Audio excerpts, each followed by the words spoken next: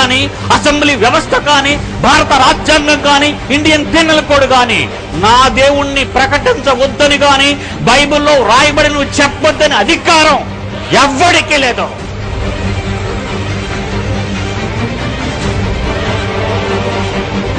ఇది కాదనే మగాడు ఒకవేళ ఈ మైదానంలో ఉంటే come on, welcome to the stage.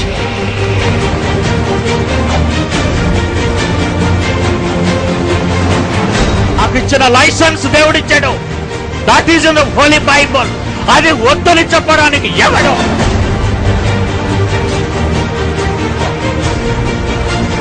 నేను చెప్పిన మాటను ఉన్నది ఉన్నట్టుగా చెప్పిన మగాడు మనగాడు పుట్టాలని కోరుకున్నాడు. ఆయా తరాలలో ఆ మనుష్యుల మధ్య పుట్టించాడు.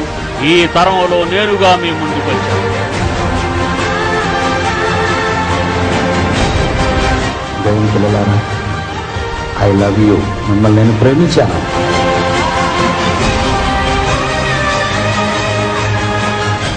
ఇది సుందర్రావు 20వ శతాబ్దంలో పుట్టబట్టే అసలు బైబిల్ ఏంటో, బైబిల్ గొప్పతనం ఏంటో, అసలు యేసు మాటల్లో ఉన్న గొప్పతనం ఏంటో, బైబిల్ గురించి కానీ ప్రభువు గురించి కానీ ఎవడైనా ప్రధాని కానీ, ప్రెసిడెంట్ ఆఫ్ ఇండియా కానీ, ప్రభుత్వం కానీ యేసు జోలుకొస్తే పిడి సుందర్రావు సహించడం.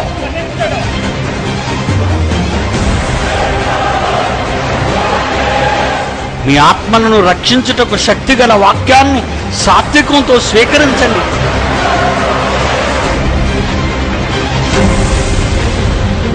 యేసు జోలికి రాకండి. మరలా చెప్తున్నాను సమాజానికి, ప్రపంచానికి, ప్రపంచంలో నెత్తన వీక్షిస్తున్న ప్రజలారా, యేసు జోలికి వచ్చేవాడు మీ దేశంలో ఎవడైనా ఉంటే వాడిని ఈడ్చుకురండి.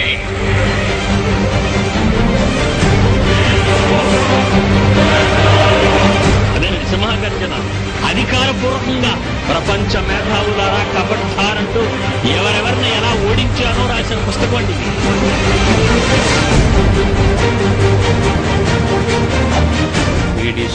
వాళ్ళ కుక్క కాదు, సింహం. దేవుని పిల్లలారా, బైబిల్ అంటే ప్రతి వాడికి చెమటలు పట్టాలి. ఎవడైనా బైబిల్ జోలికి వచ్చాడో కబడ్డా.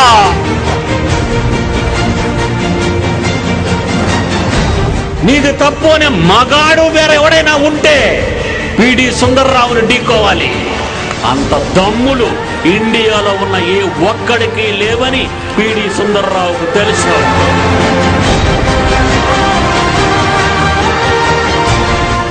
ఎవడికి తల దించడు పిడి సుందర్రావు. సింహం.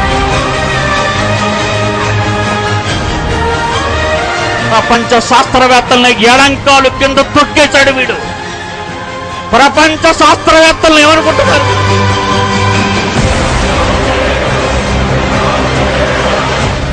మిస్టర్ బలరావ్ సావర్కర్, జాగ్రత్త, నోరు పారేసుకుంటున్నావు.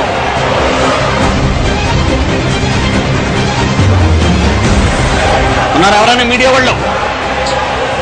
మగతనం ఉంటే, మరలా చెప్తున్నాను మీడియాకి, మగతనం ఉంటే ఎవడైనా శాస్త్రవేత్తను తీసుకొని రావాలి.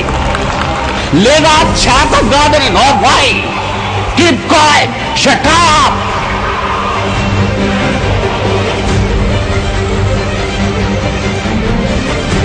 తొడగొట్టి సవాలు చేస్తున్నాను. తొడగొట్టి మీకు దమ్ముంటే మీరు ఒక అమ్మకి అబ్బకి పుడితే పనీళ్ళు తీసుకొచ్చి స్వస్థతల మీద సవాల్.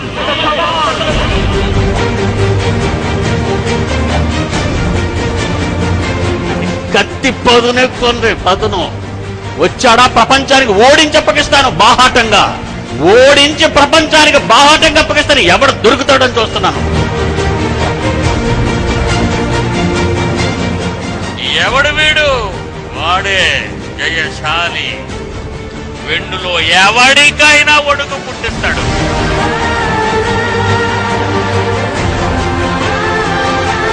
పిడి సుందర్రావు చచ్చిపోయినంత వరకు international champion one and only.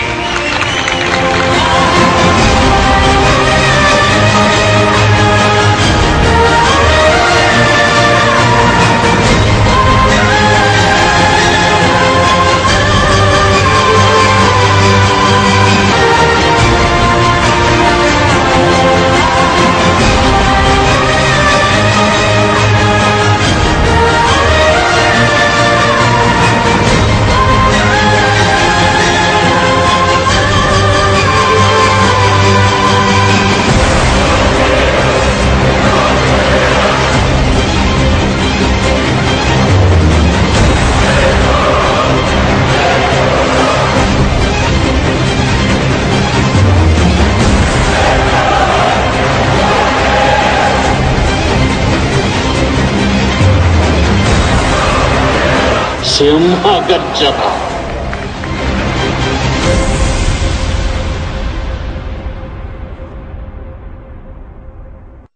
మమ్మను మిక్కిలిగా ప్రేమించిన తండ్రి, మా కొరకు రాయబడిన మహాజ్ఞానాన్ని తెలుసుకొనగలుగుటకును, భవిష్యత్తుపై ఉన్న నమ్మకాన్ని పెంచుకొనగలుగుటకును సహాయం చేయమని మీ మనసెరిగిన మీ ప్రేమైన పిల్లలుగా మా బ్రతుకు కాలమంతా తుది శ్వాస వరకు నమ్మకంగా ఉండగలుగుటకు మీ పిల్లలను లేవనెత్తమని వేడుకుంటూ యేసువారి పరిశుద్ధ నామాన్ని ప్రార్థన అడుగుచున్నాము తండ్రి, ఆమెన్. ప్రియమైన దేవుని పిల్లలారా, యెషయా గ్రంథము 64వ అధ్యాయము, యెషయా గ్రంథము 64వ అధ్యాయము 8వ వచనాన్ని చూద్దాం.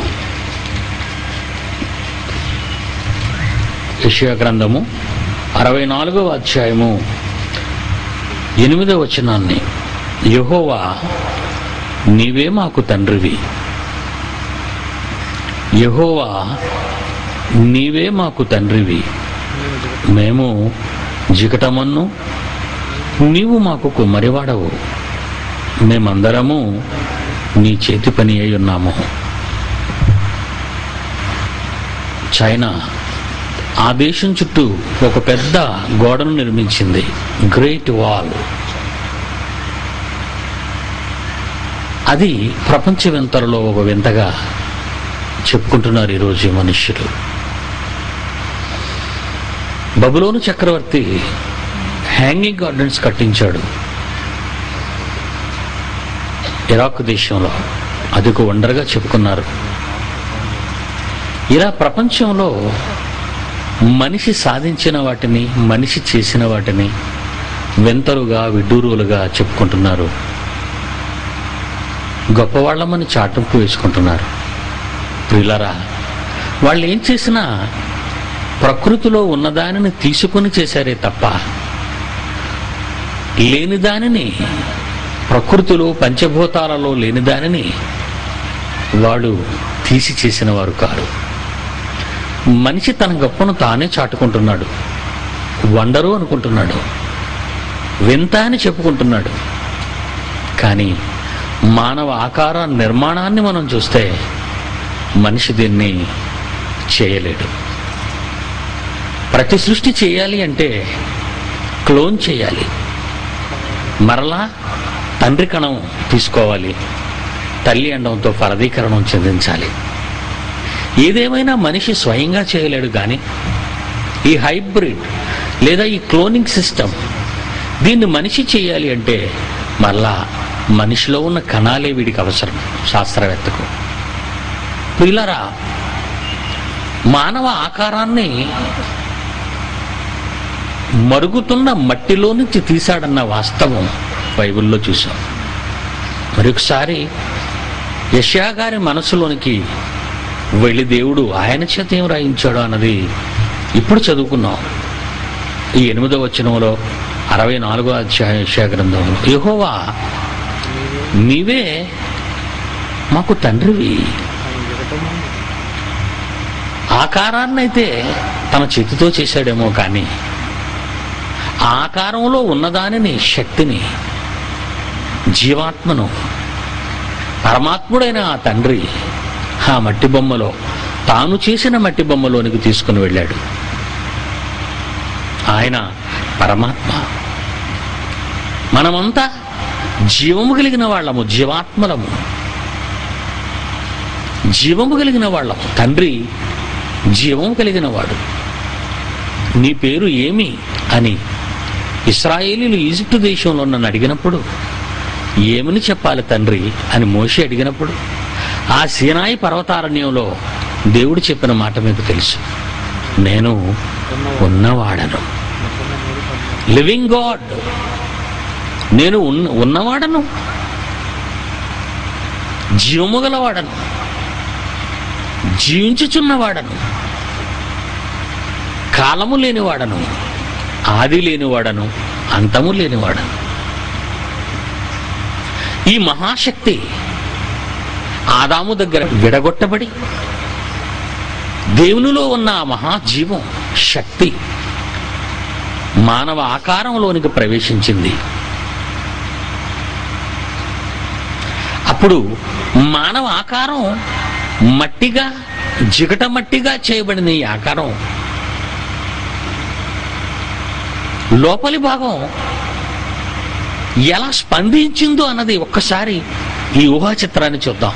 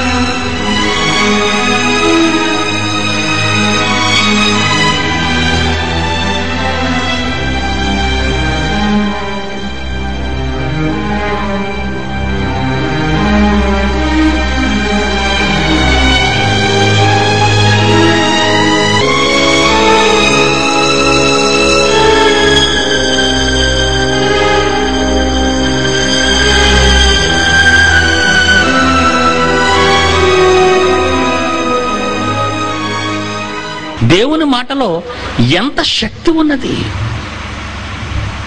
సూర్యుడు కలుగుగాక అన్నాడు మాటతో, నక్షత్రములు కలుగుగాక అన్నాడు మాటతోనే. కనుక ప్రియులారా, మనం ఆలోచిస్తుంటే దేవుని మాటలో ఎంత జీవం ఉన్నది. చూద్దాం. యోబు గ్రంథం 10వ అధ్యాయం. యోబు గ్రంథము 10వ అధ్యాయం 8వ వచనం. నీ హస్తములు నాకు అవయవ నిర్మాణము చేసి, చూడండి అక్కడ ఎంత చక్కగా ఉందో. నీ హస్తములు, దేవుడా నీ చేతులు. యెషయా గారు ఇందాక అదే రాశారు, యోబు గారు అదే రాస్తున్నారు. దేవుని మాటను ఎవరైనా అదే చెప్పాలి. ఒక చోట అవునని, మరొక చోట కాదని అనే మాటలు బైబిల్లో మనకు కానరావు. ఒక చోట అవునని, మరొక చోట అదే విషయాన్ని కాదని వెంటనే చెప్పే పరిస్థితులు బైబిల్లో మనకు కానరావు. అది మనిషి జ్ఞానం. మనుష్యుడు అలా చేయగలడు, దేవుడు అలా చేయలేడు. యోబు ద్వారా దేవుడు అదే మాట మరలా రిపీట్ చేస్తున్నాడు. చూడండి ఎంత చక్కని మాట. నీ హస్తములు నాకు అవయవ నిర్మాణము చేసి నన్ను రూపించి ఉన్నవి అంటున్నాడు. చూడండి, నీ హస్తములు నాకు అవయవ నిర్మాణము చేసి నన్ను రూపించాయి. 9వ వచనం. జిగట మన్నుగా నున్న నన్ను నీవు నిర్మించితివి. జిగట మన్నుగా నున్న నన్ను నీవు నిర్మించితివి. ఎక్కడ అగాధ స్థలములలో మండిపోతున్నా, సలసలా మరిగిపోతున్నా ఆ మట్టితో, ఆ వేడిమి గల మండిపోతున్న ఆ జిగురు మట్టితో నన్ను నిర్మించావు. 4 ప్రధానమైన శరీరములోని ఆకారాలను, లేక అవయవాలను, లేక శరీరములోని అంతరింద్రియాలను నువ్వు కలుగు చేశావు తండ్రి. నా అంతరింద్రియములను కలుగు చేసిన వాడవు నీవే. జిగటమన్నుగానున్న నన్ను నీవు నిర్మించితివి. 10వ వచనం. ఒకడు పాలు పోసినట్లు నీవు నన్ను పోసితివి కదా. ఒకడు పాలు పోసినట్లు నువ్వు నన్ను పోసితివి కదా. జున్నుగడ్డ. ఎక్కడ పాలు పోస్తాం? జున్నుగడ్డ పేరబెట్టడానికి. గ్లాసులో వేస్తారా పాలు? జున్నుగడ్డ గ్లాసు ఆకారంలో వస్తుంది. గిన్నెలో పోస్తారా? గిన్నె ఆకారంలో వస్తుంది. మరిగిన పాలు, మరిగించిన పాలు. యోబు అంటున్నాడు, ఒకడు పాలు పోసినట్లు నీవు నన్ను పోసితివి కదా. జున్నుగడ్డ ఒకడు పేరబెట్టినట్లు నీవు నన్ను పేరబెట్టితివి కదా. ఆ లోపల ఏముందో తెలుసా? ఆకారంలో ఏముందో తెలుసా? 11వ వచనం. చర్మముతోను మాంసముతోను నీవు నన్ను కప్పావు. ఎముకలతోను నరములతోను నన్ను సంధించితివి. 4 చర్మము, మాంసము, ఎముకలు, నరములు. చూడండి ఇప్పుడు బొమ్మ, ఇందాక మరలా చేద్దాం. నిజంగా దేవుని మాట, దేవుని మహాజ్ఞానం, ప్రపంచ వింతలలో ఎంత గొప్ప వింత మానవ ఆకారం అని మనం ఆలోచిస్తే ఒకసారి చూడండి.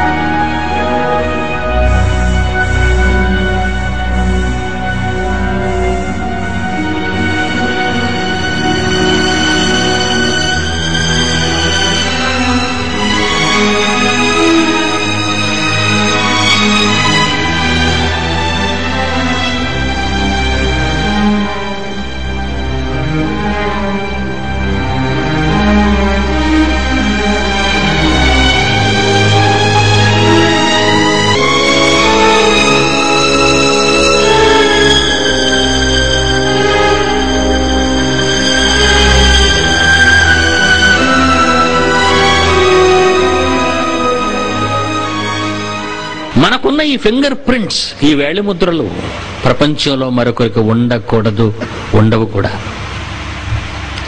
పెద్ద పెద్ద నేరస్తుల్ని రోజు ఎలా పట్టుకుంటున్నారు అనుకున్నారు? వేలి ముద్రలే.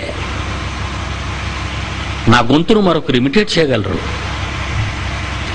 నా సంతకాన్ని మరొకరు ఫోర్జరీ చేయగలరు, కానీ నా వేలి ముద్రలు మరొకరు తీయలేరు. మరొకరికి ఉండవు ఆ ముద్రలు. 650 కోట్ల మంది మనుషులే కాదు ఈరోజు భూమి మీద ఉన్నవాడు. ఆదాము నుంచి నేటి వరకు పుట్టి మరణించిన 1,000 కోట్ల మందిని వేలి ముద్రలు ఒక్కటి కాకూడదు, కావు కూడా. అది ఆయన శిల్ప నైపుణ్యత. ఆయన చేసిన మానవ ఆకృతిని చేయటంలో అతనికి ఉన్న జ్ఞానం. ఇంకొక చిత్రం చెప్పమంటారా? ఇక్కడ ఒక హత్య జరిగింది. ఆ హత్య ఎందుకు జరిగిందో, ఎలా జరిగిందో అన్నది విచారిస్తారు. నేరస్తులను కొన్నిసార్లు నేర పరిశోధక బృందం పట్టుకోలేదు, ఆధారాలు దొరకవు వాళ్ళకి. ఈ నేరస్తులను పట్టుకోవాలంటే అతని తల వెంట్రుకో, అతని బట్టో, అతను కాలుస్తున్న సిగరెట్టో ఏదో ఒకటి దొరకాలి. అవేవీ లేనప్పుడు మనుషుడు ఎక్కడికి వెళతాడో తెలుసా? కుక్క దగ్గరికి వెళతాడు. Dog squad. పోలీసులు కుక్కలను పట్టుకొని బయలుదేరుతారు. ఎందుకంటే వాళ్ళ చేయి దాటిపోయింది. వాళ్ళ జ్ఞానానికి మించిన వాడు దొంగవాడు. చివరికి నోరు లేని ఒక జంతువుని ఆశ్రయిస్తారు. అప్పుడే కుక్కలు ఆ పరిసరాన్ని వాసన చూస్తాయి, పరిగెట్టడం ప్రారంభమవుతాయి. నేరస్తుడు ఎక్కడ ఉన్నాడో పట్టుకోవడానికి కుక్కలు వెళతాయి. దేనిని బట్టి కుక్కలు వెళుతున్నాయో తెలుసా మీకు? వాసన, స్మెల్. అంటే అందరి వాసన ఒకటి కాదా? కాదు బ్రదర్, నీ వాసన నీదే, నా వాసన నాదే. ఎంత చెమటెక్కినా, ఎంత కంపు కొట్టినా, స్నానం చేసి ఎంత సెంటు కొట్టినా నీ వాసన నీదే, నా వాసన నాదే. గులాబీలదంతా ఒకే వాసన, చామంతిలదంతా ఒకే వాసన, మామిడి పళ్ళదంతా ఒకే వాసన, యాపిల్ పళ్ళదంతా ఒకే వాసన అయినప్పుడు మనుషులందరిది ఒకే వాసన కాదర్రా. ఎంత ఇంటెలిజెంట్ అండి ఆయన. ఆయన జ్ఞానానికి హ్యాట్సప్ అండి. నేరస్తులు వాసనే 10 మందిలో కూడా ఉంటే మనల్ని మూసేస్తారు. మీకు అర్థమైందా? కుక్క నీ దగ్గరికే వచ్చిందంటే నువ్వు అయిపోయినట్టే, నేరస్తుడు అయిపోతావు. కానీ దేవుడి సృష్టి కార్యక్రమంలో మానవ ఆకారాన్ని నిర్మించటంలో ఆయన మేధస్సుకి నిజంగా మనం తలదించాలి. తండ్రి వాసన కుమారుడు కూడా మరలా ఒకే డిఎన్ఏ, ఒకే డిఎన్ఏ. అతని ఫింగర్ ప్రింట్స్ అతనికి రావు. ఈవెన్ కవలలు పుట్టిన ఆ గర్భంలో వాళ్ళిద్దరూ ఒక్కటి కారు. వాళ్ళ ముద్ర వేని ముద్రలు వేరు, వారి వాసనలు వేరు. ఇన్ని కోట్ల మందికి ఇన్ని వాసనలు పెట్టిన ఆయన బుర్రేనండి. ఎంత చిత్రం అండి. బైబిల్ని చాలా మంది చాలా ఈజీగా తీసుకుంటారండి. ఏంటంటే ఏముందండి బైబిల్ ఇది ఒక మత గ్రంథం కదండి అని. అమెరికాలో బైబిల్ని నమ్మని వారు ఎక్కువైపోయారండి, తెలుసా మీకు? ఉత్తర దక్షిణ అమెరికాలో కానివ్వండి, యూరోప్లో కానివ్వండి, ఆ దేశాల్లో బైబిల్ని నమ్మటం లేదండి వాళ్ళు. అందుకే చూడండి, అప్పుడప్పుడు మన వీధుల్లో తిరుగుతుంటారు మాసిపోయిన బనీన్లు చెడ్డీలు వేసుకొని. ఊరి మీద తిరగడం అలవాటు అయిపోయింది వాళ్ళకి. దేశాల మీద పడిపోతున్నారు తిరగడం. డబ్బులున్నా ఏం చేయాలో తెలీదు, తిరగటమే ఏదో ఆనందం. భక్తి నశించిపోయింది ఆ దేశాల్లో. దేవుని మీద నమ్మకాలు పోయాయి. ఈ పరిస్థితుల్లో మరి దండించక తప్పదండి వాళ్ళని. ఈ పరిస్థితుల్లో వాళ్ళ హెచ్చరించక తప్పదండి. హెచ్చరించాలి, కోప్పడాలి. దేనికోసమైతే ఆకారాన్ని చేశాడో నీకు, ఎందుకోసమైతే ఈ దేహాన్ని దేవుడు నీకు అమర్చాడో ఆలోచించవా? ఫిలిప్పీలకు రాసిన పత్రిక, అపోస్తలుడైన పౌలు ఫిలిప్పీలకు రాసిన పత్రిక 1వ అధ్యాయము, అపోస్తలుడైన పౌలు ఫిలిప్పీలకు రాసిన పత్రిక 1వ అధ్యాయము 24వ వచనాన్ని చూడండి ప్రియులారా. అయినను నేను శరీరమందు నిలిచియుండుట మిమ్మును బట్టి మరి అవసరము, మరి అవసరము, మరి అవసరము.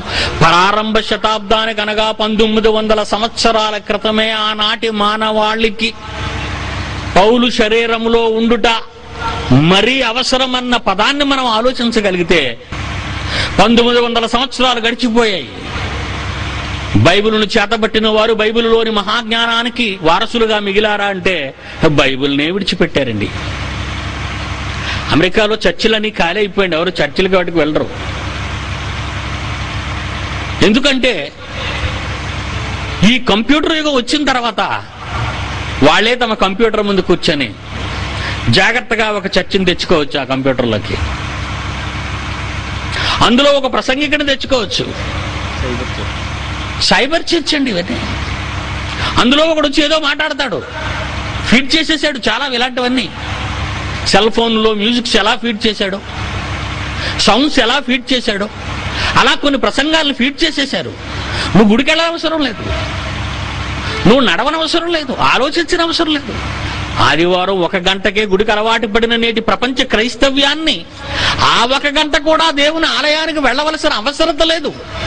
దేవుడు ఆలయం అనుకునే ఈ లోకానికి అక్కడకు కూడా వెళ్ళవలసిన అవసరత లేకుండా చేశాడు. ఎందుకంటే బిజీ, ఎంజాయ్. ఒక రోజు వచ్చిందంటే వాళ్ళు ఆనందంగా పొంగిపోవాలి. ఆ రోజు సెలవు దినాన్ని, ఆ రోజు హోటల్స్ అన్ని, బార్స్ అన్ని నిండిపోవాలి. ఎందుకంటే వారానికి 2 రోజులు సెలవు అక్కడ.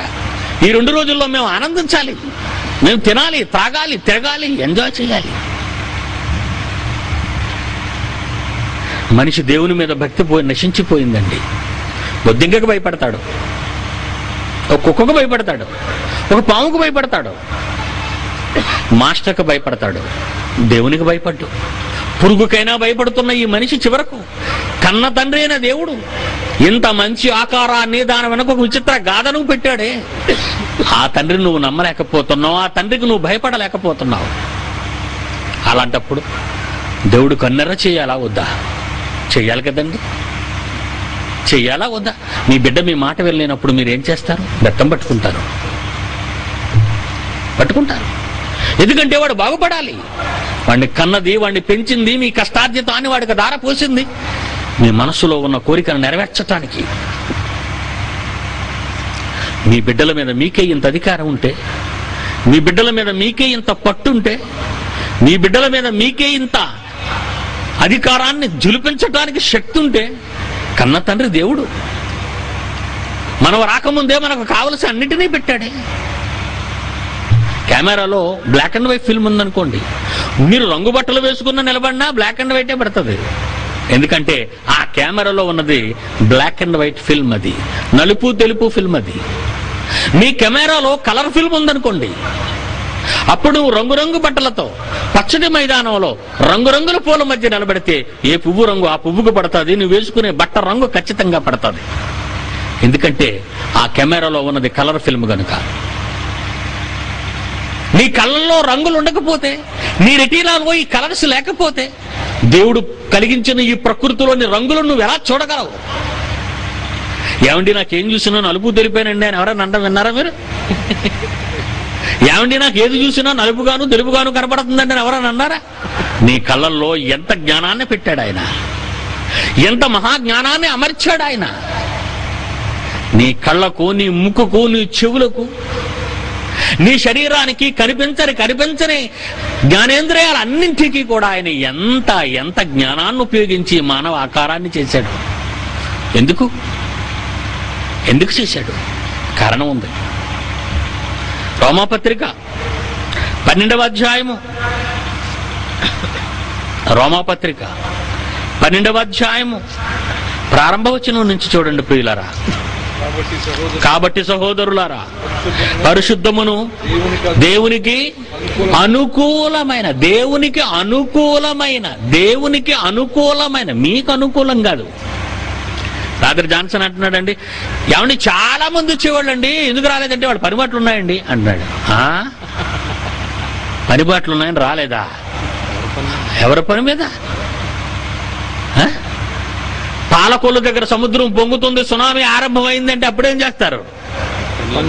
పనులన్నీ విడిచిపెట్టి, ఉన్న వాటిని విడిచిపెట్టి పరుగులంకిస్తారే.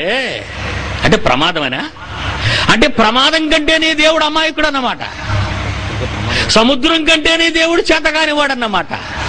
పనులుంటే ఎవరి కోసం పని చేస్తున్నావు? పొలంలో నీ కోసం. ఎవరి కోసం వస్తున్నావు ఇక్కడికి? నీ తండ్రి కోసం. జయశాలి కలంగళ నుండి వెలువడిన ప్రపంచ మానవ శాస్త్రాలను తలక్రిందులు చేసే అద్భుత ప్రసంగ ఆడియో, వీడియో, సీడీలు మరియు డివిడీల వరకు మమ్మల్ని సంప్రదించగలరు. మా చిరునామా Bible open university India international, Akkayyapalem, Visakhapatnam, Andhra Pradesh, India. మా ఫోన్ నంబర్స్ 0891274575, 2720027, 2597799. మా వెబ్సైట్ www.